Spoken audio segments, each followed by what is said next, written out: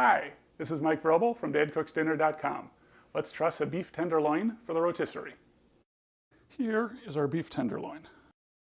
You've got this thin tail down here, and you've got this thick head piece up here. To even out the thickness, I want to fold this whole tenderloin in half. First, I take the small, thin tail end and fold it over just a little bit. Then I bring the rest of the roast up until that folded tail piece meets up against the head right there. This gives me my even thickness all the way across the roast. I take a knife, find the bend, and cut through about halfway there to give myself a hinge on the edge of the beef and to make it look neater. Now it's time to truss.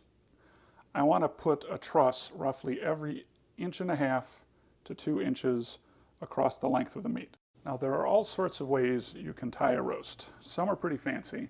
Mine is pretty basic. I'm going to take a piece of twine and run it under until right on the other side of that fold. Then I'm going to make a surgeon's knot. I will cross over once, twice, and a third time, and then pull tight.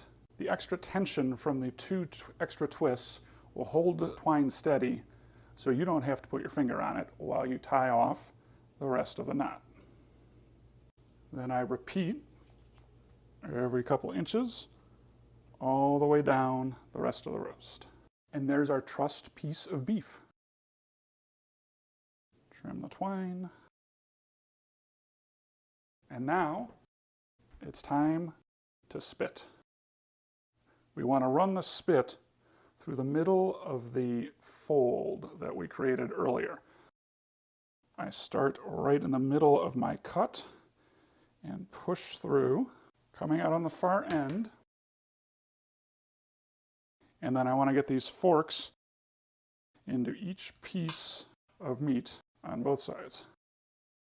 And if it's just a little too small, I want to run it along the outside edge. Grab the fork on the other side. I want it to serve more as a bracket than to actually pierce the meat. Get it tight up against there, clamp it down, and we have it. One beef tenderloin trussed for the rotisserie. Now it's time to put the beef on the rotisserie. And of course, it started snowing while I was trussing. I've set the grill up for indirect heat with the burners on the outside lit and the rotisserie burner on the back fired up. All of those 3 are on high.